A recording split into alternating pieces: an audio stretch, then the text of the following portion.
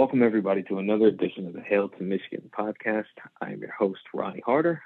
Today, I am joined by my two gracious co-hosts, as always, Contown and Matt. Contown, how are you, my friend? I'm battling right now. Fighting some demons. Still got this cold I had last week. Trying to recover from the loss. The boys going through it, but it is what it is what it is. 1-0 mentality around Indiana. Yeah, we're all battling, but you're extra right now with the little sickness or cold that you have right now. It's a tough time to be me, but we're gonna get through it. It is. Matt, what about you? I'm all right. Michigan loss and Colts loss, both to rivals. So rough football weekend, but all things considered, I'm doing all right. Yeah, Michigan lost and the Lions lost, but I'm numb to the pain, so it's okay. I think it's a little bit tougher for the Lions since they lost to the Eagles, who's another one of the worst teams in football. It was like 44-6. Yeah, it's just bad. But we're not going to talk about that. We're going to talk about a loss that hurt even more. Michigan went down against their second rival, Michigan State, this past Saturday, 37-33. Say what you want, man. There were so many opportunities to win this game, not just the refs being terrible and overturning some calls and undergoing 1,000 reviews. Is what it felt like during the game, but from their lack of execution in the red zone to their defense just playing really bad, terrible linebacker play. Matt, I'm going to start with you. Let's start out on a positive note. What are some positive takeaways that you can take away from this game on Michigan side? Yeah, I actually think there were quite a few, despite extremely disappointing loss. I think the passing game obviously took huge steps. Cade played the best game he's played in a Michigan uniform, and they had some guys step up. You know, we mentioned a lot in the preview, the tight ends, running backs in the pass game. Eric all had a huge game. Blake Corum was involved in the pass game. Wish he could have had that one on the wheel route. And then obviously Andrell Anthony being kind of the breakout story of the game.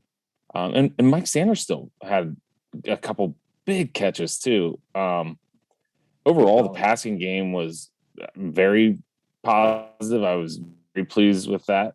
The run game felt like they left a lot on the table. It just felt like they were a couple shoestrings away.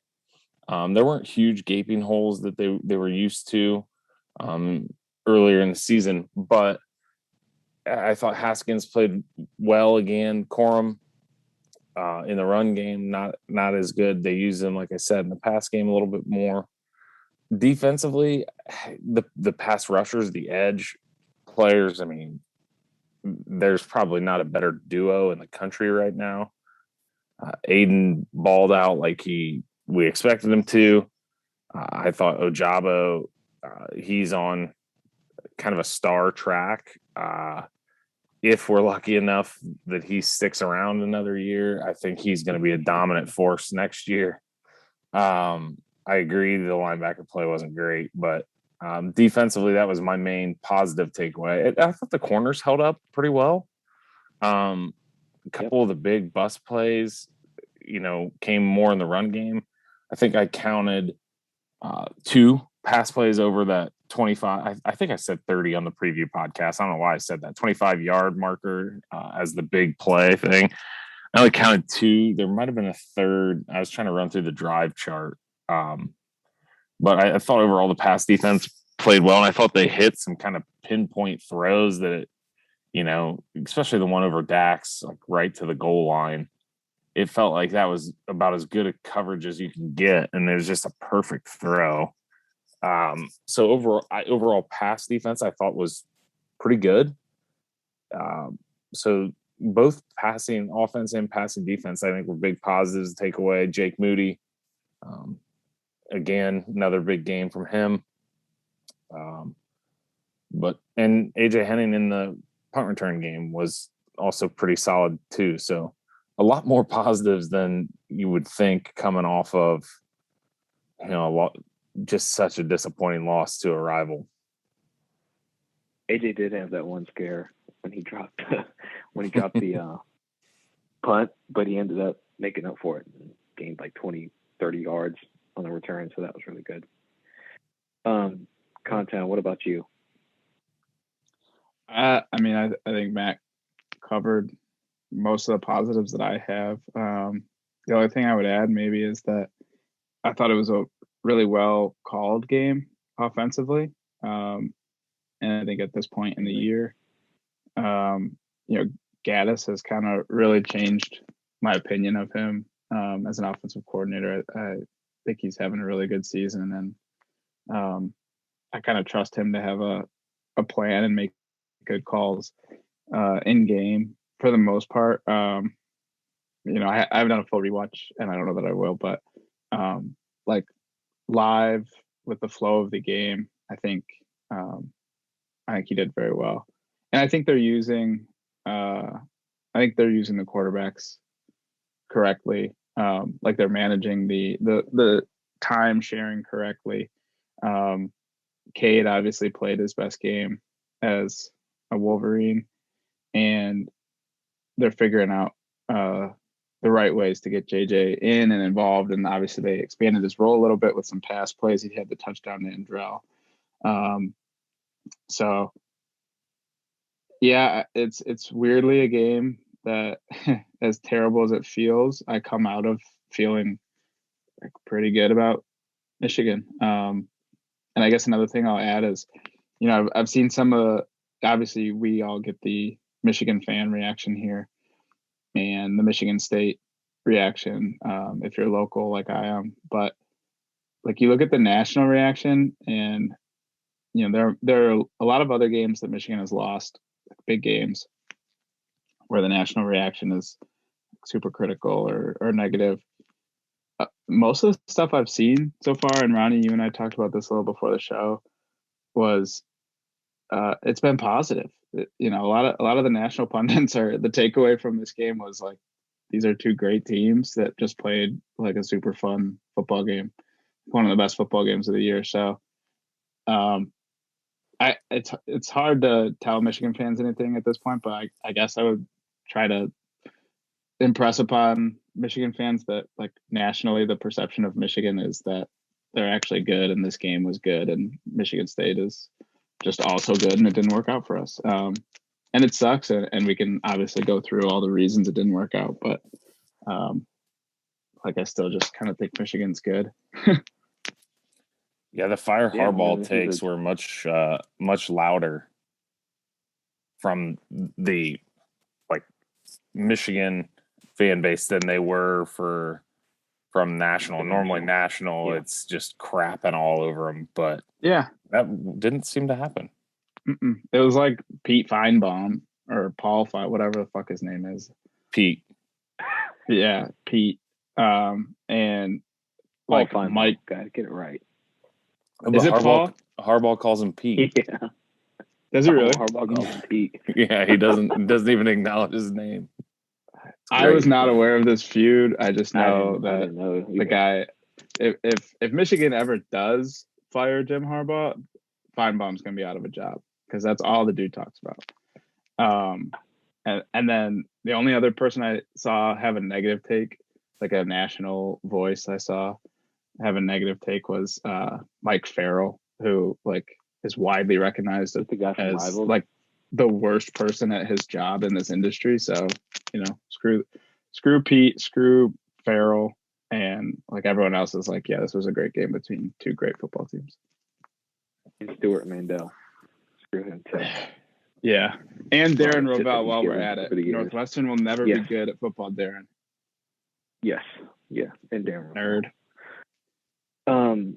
Yeah, look, my takeaways are very similar to you guys. I want to go a little bit of a different route here and just shout out Eric All and Andrell Anthony. I think going into next year, those two are really going to headline the passing game for Michigan, along with Ronnie Bell, should he come back, which I think the buzz is growing louder for him to come back rather than going into the draft. So that's really good.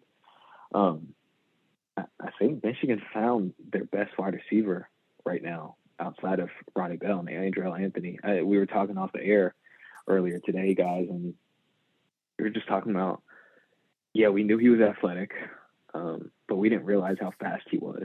And we first saw that glimpse on the end around against Northwestern last week or a week and a half ago.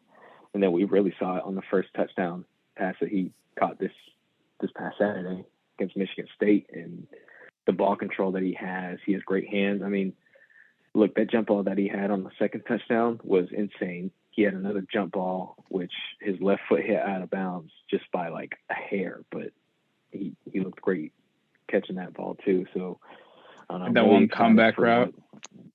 That one comeback route for the first down. Yeah. Mm-hmm. I mean, he's a really, really solid wide receiver, and this is all stuff that's sustainable. This isn't stuff that's where it's like, oh, it's just a one-game outburst like Ricky White had against Michigan last year. This is stuff that's really sustainable because he's really fluid as a route runner. He's athletic. He's got good size on him. 6'2", 185. That's good size for a freshman wide receiver. Fast. He can do it all. He's got great ball control. Everything you look for in a wide receiver. Was really excited by what I saw from Samerstill. Obviously, Cade played his heart out. Best game that he's played ever. He's really accurate. He had that one throw across the middle to Eric All where he just committed the kneel. It was probably his best throw that he's ever made. He just really looked good. Michigan played to his strengths, and it worked. That's something I want to see going forward and throughout the rest of the season because Michigan's still in the playoff hunt. No matter what anybody says, like dudes just went out. It sounds harder than when we say it, but they can still do it. So let's jump on over to what seemed to be, in my opinion, the biggest issue. It's not talked about enough because everybody's talking about the refs and whatever else. But Matt, kind of talk about the substitution issues that Michigan had, and whenever Michigan State went to Bo, it just seemed like they couldn't get the right personnel on the field. They were trying to substitute guys, and they would end up getting too many men on the field, or Michigan State would just break out a big run, or just a big play in general. So talk about what was going on Michigan's defense. Yeah, so in college, and I think the rule is the same in the NFL, but it just doesn't happen as much. When teams tempo, as a defense, you can't try to switch personnel unless the offense does, because they can just snap it while you're running guys on and off the field. Now, if they substitute, the ref will kind of get in the way of the center and will let the defense substitute as well. Michigan tried to get away with that a few times. It happened against Nebraska. We discussed a little bit against Nebraska on that touchdown by the goal line that was a quarterback keep. The ref got out of the way before Michigan's defense got on the field to let Nebraska snap the ball, which he should not do until the defense gets on the field. That's their right once the offense substituted. Now, Michigan State was not substituting. The one touchdown, in fact, they were still running 4-ish guys onto the field as they were snapping the ball. I mean, you have no chance when you're setting that should have been a timeout. That should have been, they shouldn't be trying to substitute like that. But when you get caught doing that, you've got to call a timeout. And maybe he was trying and they didn't get it to him. But it just, when teams tempo you without substituting, you can't switch, even if it's on your own hash, which is usually when they try to do it, when it's on their sideline, because it's not as far for them to run. In the second half, it was more kind of run. The fits weren't as good. It wasn't as much about getting tempoed. But in the first half, it felt like all of the big runs, which I think if I counted correctly, there were 5 over 20 yarders. And I said in the pregame 6 was the number. I think they had 7 total big plays. So 1 over. And I said if they can keep them under 6, they'll win. And if I counted correctly, there were 5 rushes over 20. And 3 of them were for touchdown. Yep, and 2 passes over 25. So the substitution stuff, that's just you've got to roll with the guys on the field when they're trying to tempo you. Mm-hmm. And felt like it was the first time, and I believe Contown was the one that mentioned it on Saturday. It was the first time that it felt like the defensive coordinator coming from the NFL kind of hurt, just not being used to that tempo. And Michigan on offense doesn't tempo a ton, so it's not like they're seeing it in practice. The scout team can run it, but that's just something they're going to have to get better at. Teams in the NFL don't do that. The only one I could think of is probably the Chiefs. And it's not just when they get tempoed. They have had some issues, some alignment issues, even just whether it's flipping formation or dealing with motion and stuff. It's looked out of sorts at time, and I think that's just we want to call it lost cost of that those transitional costs, I guess would be the better way to say it, of having a new first-time coordinator that came from the NFL.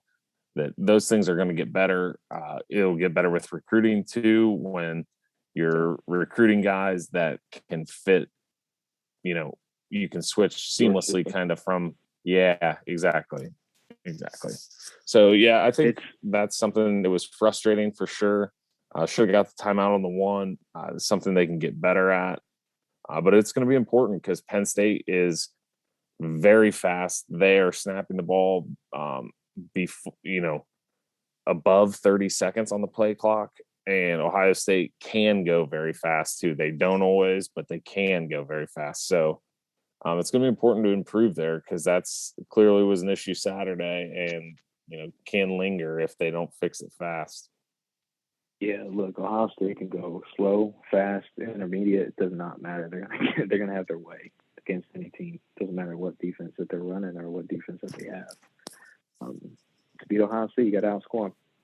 It's really as simple as that. With the way they're playing now, so not earlier in the season. They looked like shit earlier in the season, but it seems like they've really caught on as the season went on. Content. What about you, man? Like, what's some other negatives that you saw other than the substitution issues that Michigan had? Like the one other thing I'll say about McDonald, and I agree with what Matt said wholeheartedly. That was my main takeaway as well. Mostly the idea that it's this was still Mike's just his 8th game calling a defense, and he's still making the transition from the NFL to college. So, there was always going to be transition costs in this season, offense and defense, with all the staff changes and personnel changes. It's you were just always crossing your fingers that they weren't going to happen in a rivalry game, or they were going to be small enough transition costs in game that you could still win all your games. But so I don't see it as a major long-term issue. It was just an issue that played a big role this Saturday. And then the other thing was like the first 4th down conversion, where they hit the long pass down to like the 5-yard line. We were in cover 0 there. We had no safety back, which is like a super Ravens thing, right? The Ravens run the most cover 0 in the NFL. Yep. So, that's like a roll the dice thing that, maybe you learn with some time on the job that you don't do against certain teams, or maybe that's just part of your defense that you live with. I guess I would say I wouldn't have. I saw it live and I said, cover 0. I don't like this. We're in trouble here. But now I guess it's hindsight. But I would say I wouldn't have put our defense in cover 0 on that 4th down play. Even if you just have one deep guy, but you see 4th and short, like if someone's off by an inch, even if they just run it up the middle and your fit is off by an inch, like 4th and 1 can turn into a 40-yard touchdown. because everyone is so compact on the line that the offenses, one screw up and a very short play can turn into a long play on those 4th and short plays. So I don't love cover 0 there, but I thought they were doing a good enough job to stopping the run without kind of overstacking there. I thought they could afford to keep one high. It was a great play call too. It was. It's kind of one of those that it's frustrating, but you tip your cap. Like they called. I think from a larger, higher up perspective, one of the more frustrating parts of this loss is just how much you have to tip your hat to Michigan State. Like they did good things and they have good players and Tucker's a good coach. Like what didn't feel fluky like a lot of the time that Michigan loses to them. It felt like they were a good team. Yeah. It felt fluky in that, like, as Ronnie said, like there were so many things that if Michigan does one, they probably win, or gets one to go their way, Michigan probably wins. But it wasn't fluky in that they were scoring because of bounces or like, just anomalies. Like they were scoring because they've got a running back that's probably gonna go to New York for the Heisman, and they, win it. Made good play calls, and So I mean, talking about the likely Heisman winner right now. I will still be surprised if a running back wins it at this day and age, but if a running back's going to win it this year, it's certainly going to be Walker. But I think Matt touched on the linebackers. I didn't think they were great. I thought some of that I think was tempo because, we talked about in the preview, like just being a good tackling team and a sound tackling team is like 50% of the battle against this Michigan State offense. And I think tempo is a way to for an offense to kind of loosen the fundamentals of a defense. You get tired. Tackling is such like an effort and a focus game that if you get locked on the field and you start to get tired, you kind of lose some of the focus and the energy.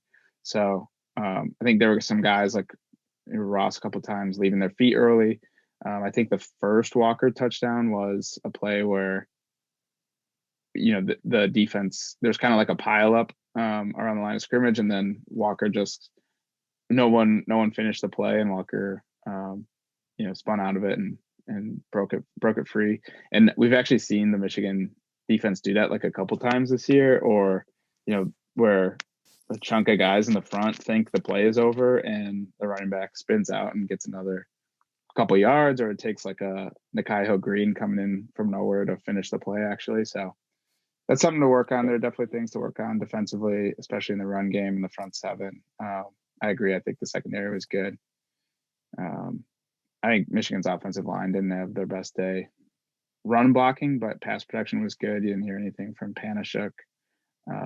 Drew Beasley finally came back from Michigan State, and he didn't really have an impact. So, I thought we did a really good job on Panashuk. I didn't hear his game much at all, aside from whenever he went down with an injury. But I thought Jacob Slade played really good, and I thought the other defensive tackle that they've got played really good. I forgot his name. Barrow. You guys will have to remind me. Barrow? Yep. So, I thought he played really well, too. The right side of the offensive line played pretty well, I thought. But from the center all the way to Hayes, it was a disappointing effort, to say the least.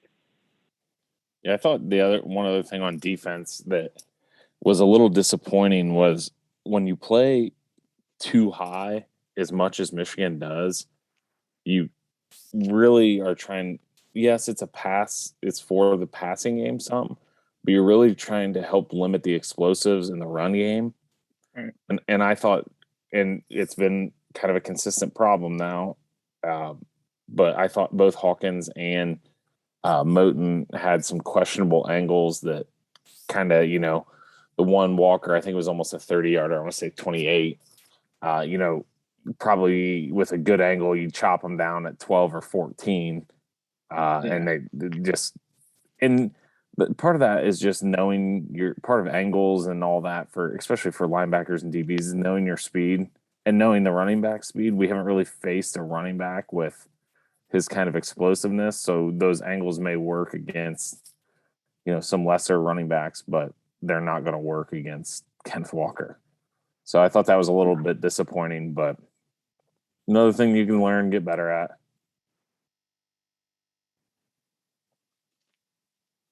This sounds Absolutely depressing, honestly. Like, we're just talking about so many different ways that they could have won and everything that went wrong. It was just a 4-point play, and they were driving to possibly win it. And I think that's the most maddening part whenever you look back on this game. It's just the opportunities were there. They just couldn't execute. Gosh, that bothers me so much. The one play that has just stood out for me is the 4th down. But they hit the slot fade over Dax. It's like, if they don't convert there, Michigan's getting the ball back with just a few minutes left in the 3rd quarter, up 16, and you're probably sitting at like 98% chance to win that game. Even if you only get a field goal out of that next drive, you're now up. It would be 19, probably in the 4th quarter. So, 3-score game. It's you got Daxton Hill, who's your best athlete probably on the team, and it would required a decent but unheralded quarterback to hit an inch perfect throw, and it happened. So that was the kind of thing where it's like you have to give Michigan State credit because they were executing, but it's also like if they run that same play, if you simulate it 100 times, how many times do they hit it? So that one sticks with me. There were some real momentum killers in this game, man. Like from the overturned fumble recovery for a touchdown to Blake Corum not catching that pass to, like you said, that slot fade with Dax on 4th down. I mean, oh my goodness, man, there were so many. I'll say on the one thing on the reviews, I think certainly every Michigan fan thinks the fumble recovery touchdown should have stood, should have been kept as a fumble for sure. But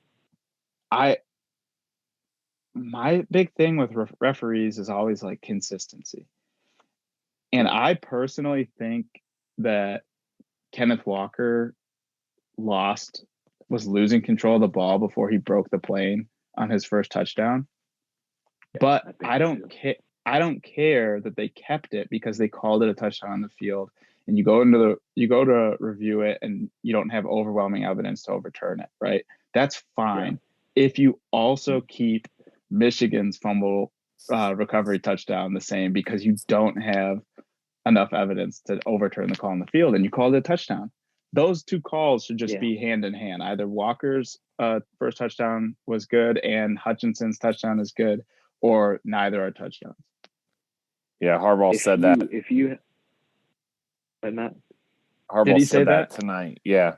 Okay. He said he was kind of going through it. He said there's no conclusive evidence.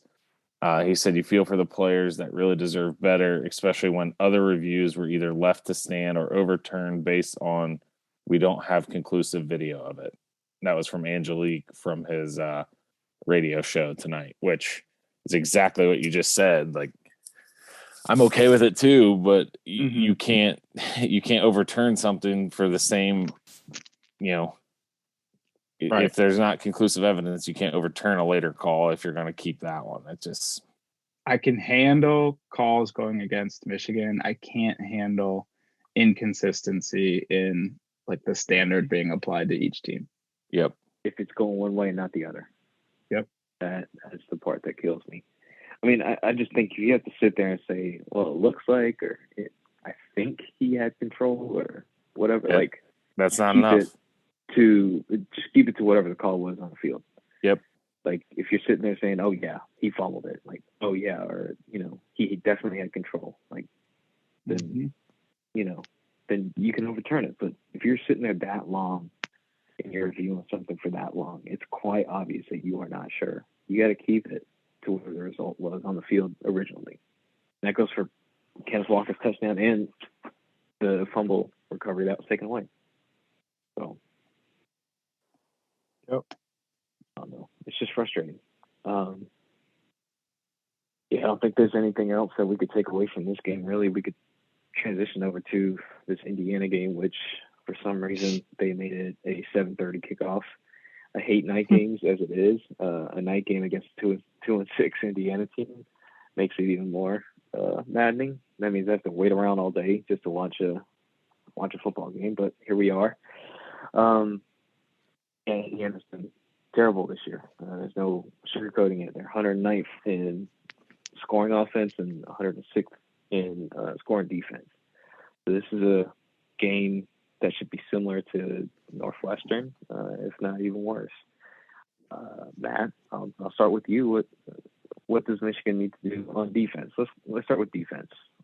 What do they need to do on defense to come out and prove to the Michigan fan base, I guess you could say, that they've learned from their mistakes from the Michigan State game?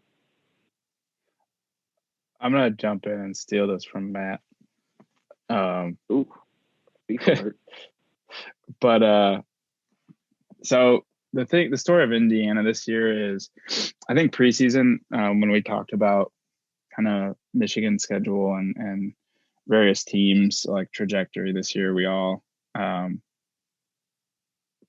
thought Indiana would take a step back. I don't think any of us thought they were going to be like 2-6 when they came to Ann Arbor, but they have taken a step back and then some. They obviously lost Kalen DeBoer a couple years ago, who was a great offensive coordinator for them, and kind of really took their offense to a next level. It's been Nick Sheridan, the former Michigan quarterback, for the last couple of years. But the farther they get away from DeBoer, it seems like you can maybe tell that it was really DeBoer's, the offense is really DeBoer's brainchild, and he was kind of a star. And it looks like, his success at Fresno State right now, he's probably going to continue to be a hot commodity in the coaching world. And then this past offseason, they lose Kane Womack, their defensive coordinator, becomes a head coach down at South Alabama. So, you lose two stud coordinators in the last couple of years. They lose Mike Hart. They lose a couple key players, and you kind of get what you've seen. Oh, you sprinkle in some really key injuries, and you kind of get what you've seen from Indiana this year. And at this point, now they're down to their third string quarterback, who I believe is a true freshman. Maybe he's a redshirt freshman. Ronnie, you can correct me there if you know, but they're not in a good place. Yeah. Yeah, he's a true freshman. True freshman. He was actually a pretty good recruit. Yeah, he's a very good recruit by especially by Indiana standards, but he is, most teams, and unless it's Trevor Lawrence, you don't want to be forced to play a true freshman quarterback.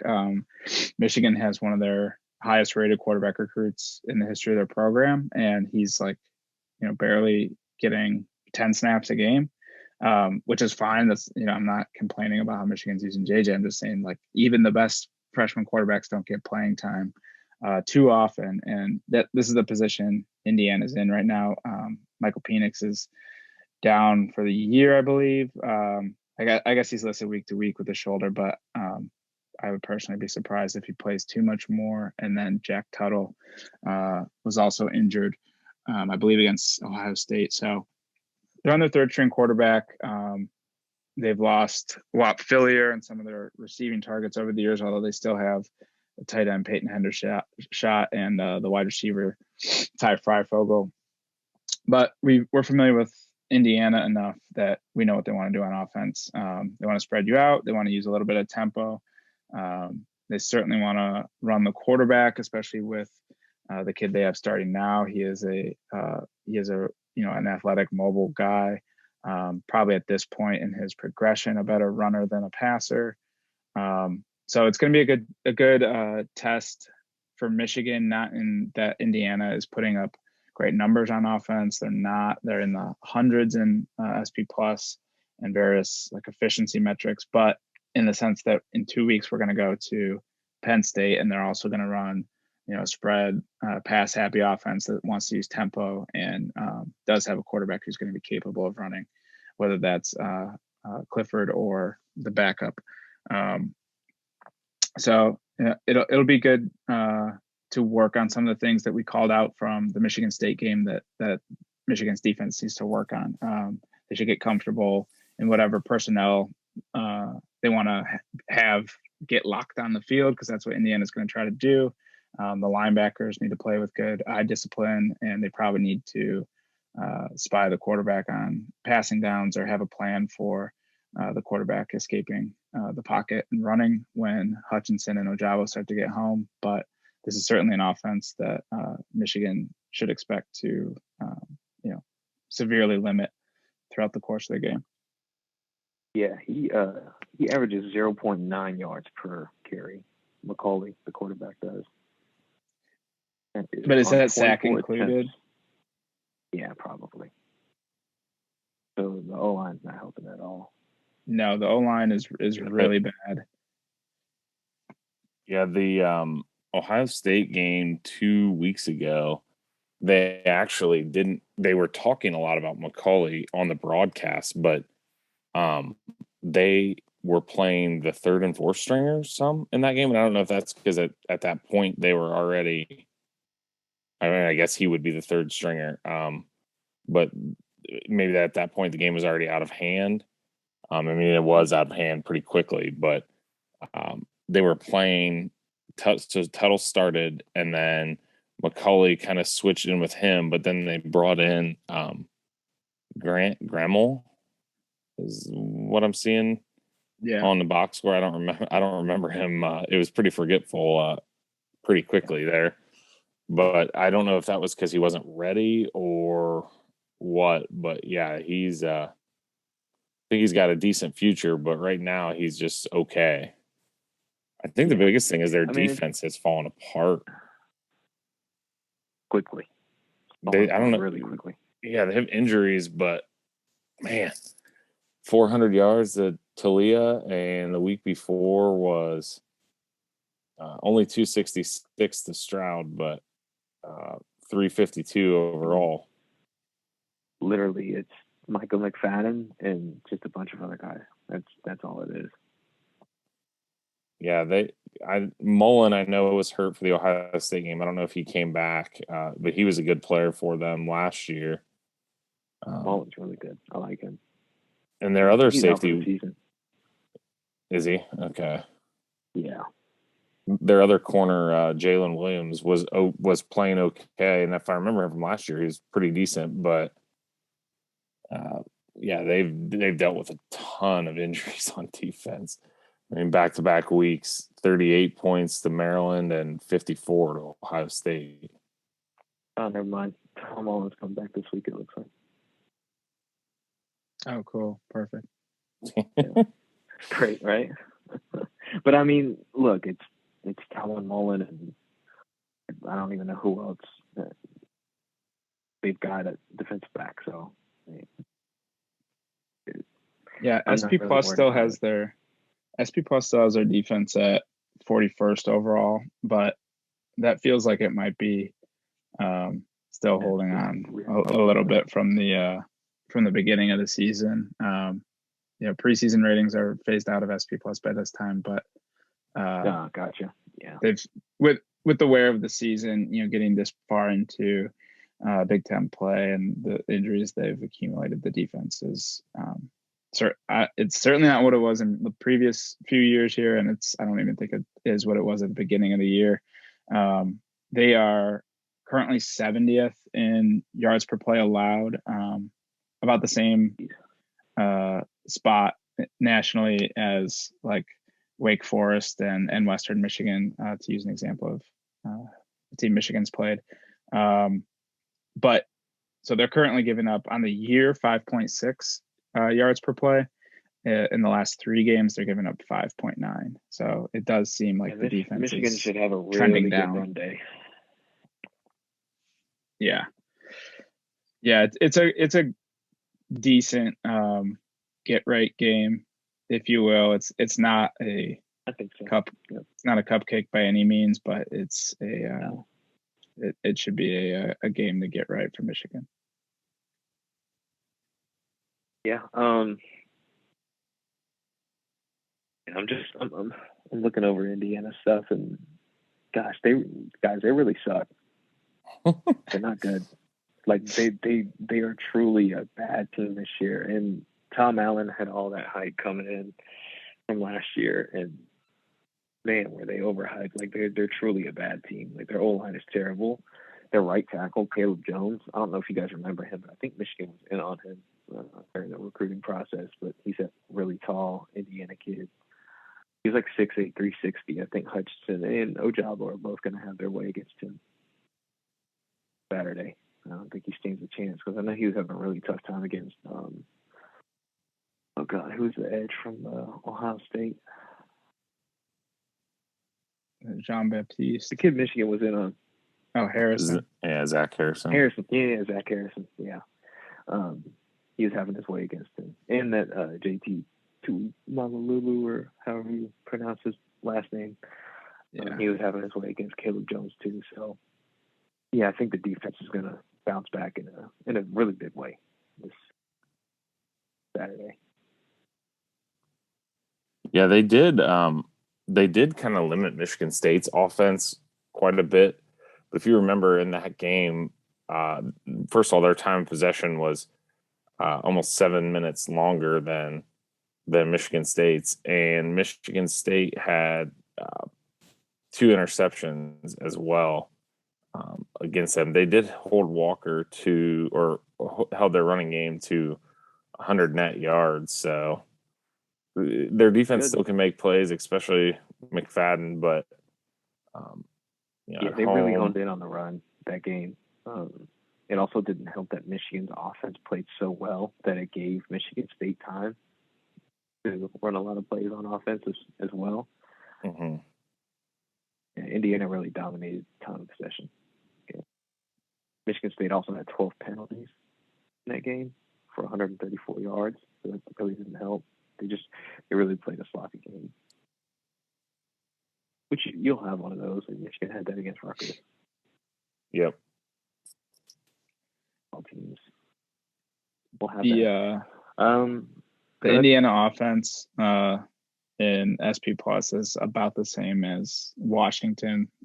Indiana's 74th, Washington 75th. So you don't really want to be in the same territory as John Donovan offensively. No. So should be a good day for the defense. The offense coordinator whose name I had a terrible time with in the beginning of the season. Nick Sheridan. Oh, you're talking about Washington. Yeah, he is the offensive. No, I'm talking about Washington. John Donovan. I kept calling him Joe. Mm-hmm. That was the former Michigan catcher. Yeah. I gotcha. I forgot about that. Yeah. I was having a really tough time. It was like that whole Pam situation in Step Brothers. I was going through it. Indiana is also 124th in points per play. And like you're getting into like some of the least most dysfunctional offenses in the country, like Northwestern and Clemson are down there for Power 5 teams. Navy. Down there.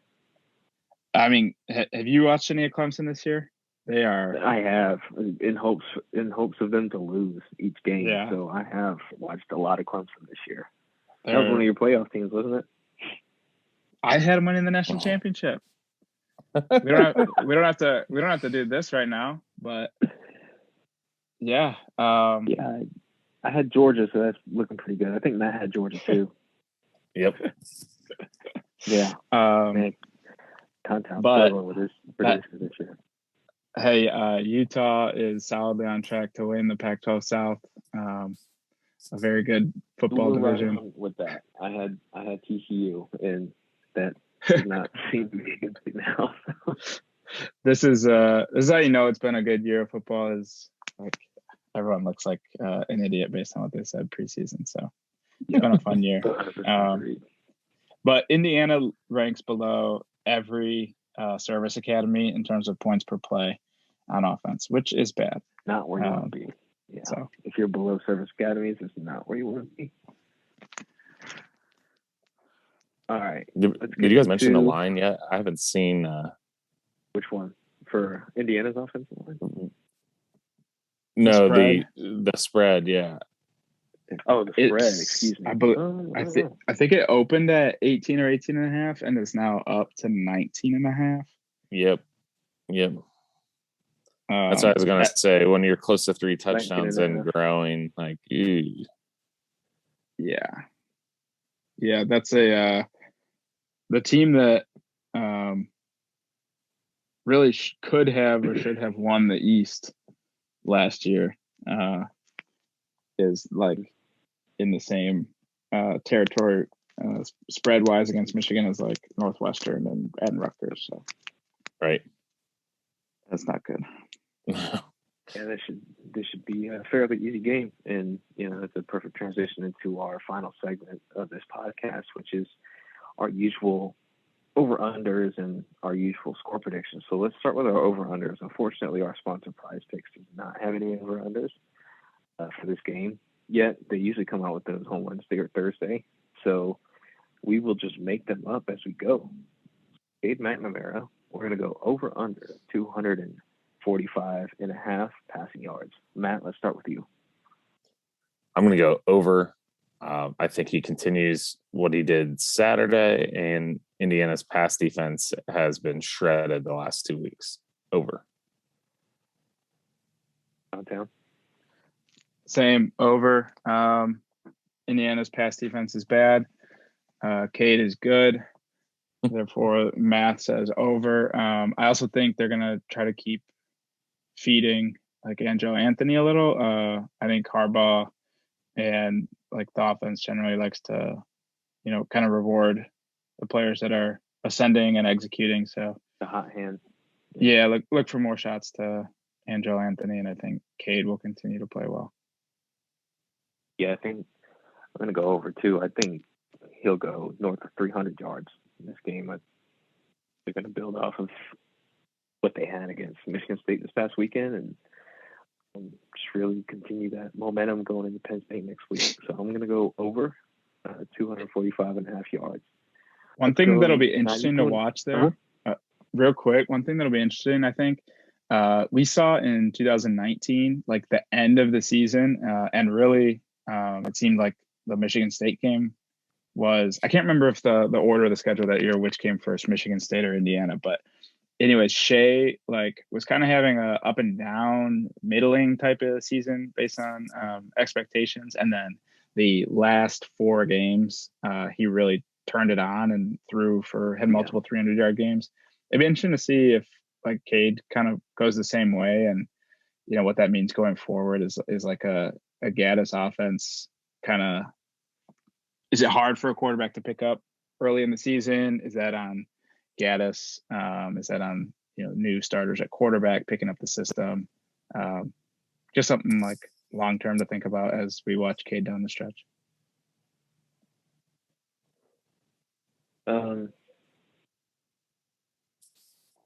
Second, I'll edit this out. Sorry, I was reading something.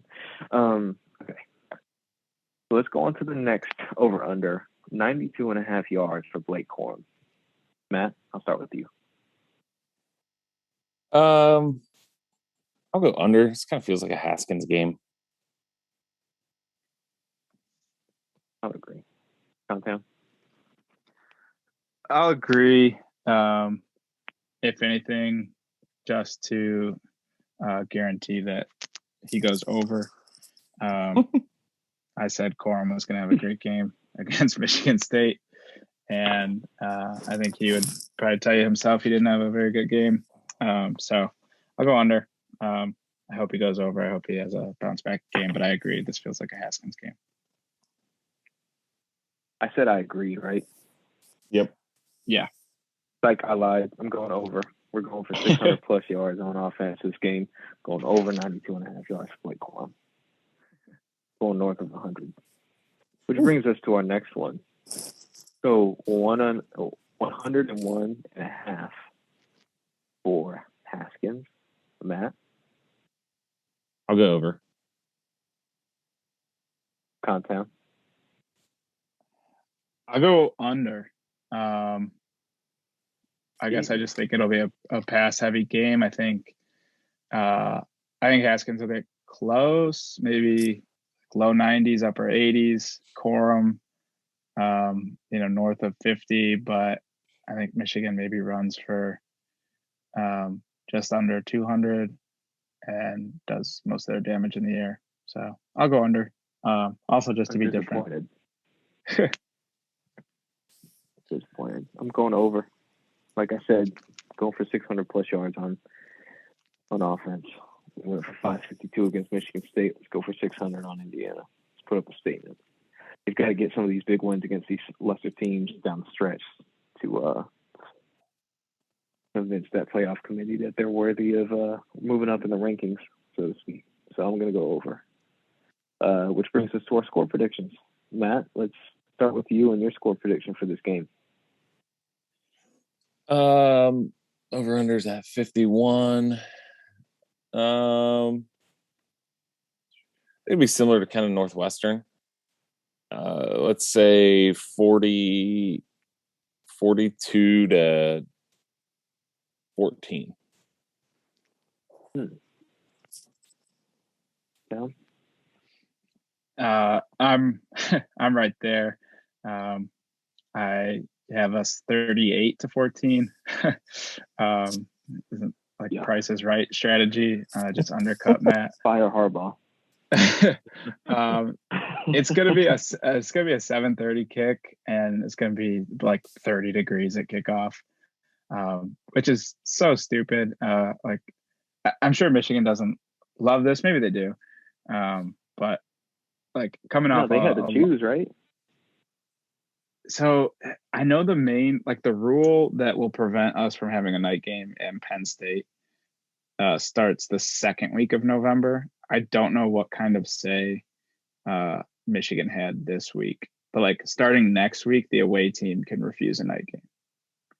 Gotcha. But this week, Indiana couldn't say no, so maybe it was just like the networks wanted it and Michigan agreed. I don't know, but I'm just thinking like coming off a loss and then like a night kick in cold weather. I feel like the fans could be a little lulled.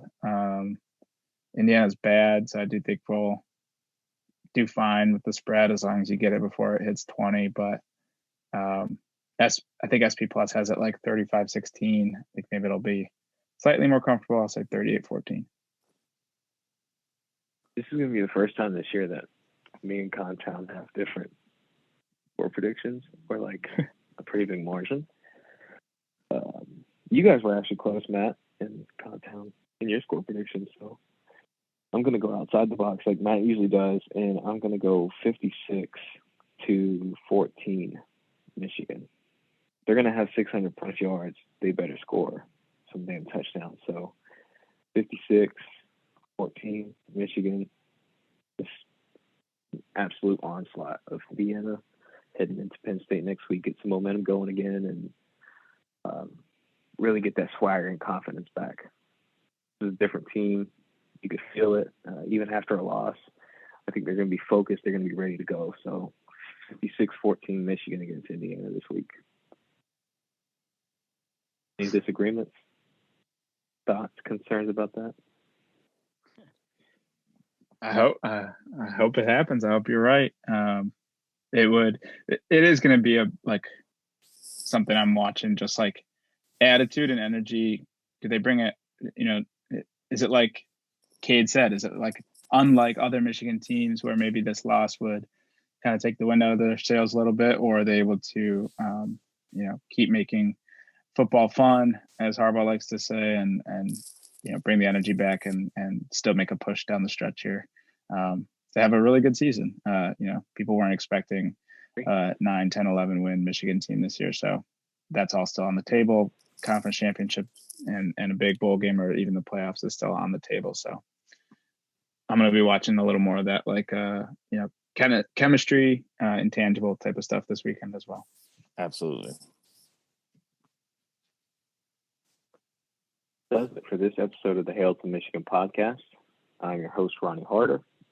And I was joined once again by my two gracious co-hosts, Contown and Matt. You can find this podcast on Apple, Spotify, YouTube, wherever you get your podcast. Be sure to rate us, review us, download, do whatever. Add this to your library. Just give us a listen. It's the best podcast in the world. We're taking over Stone Cold Steve Austin soon. If you haven't heard, it's happening. So, thank you for tuning in. And as always, go Blue.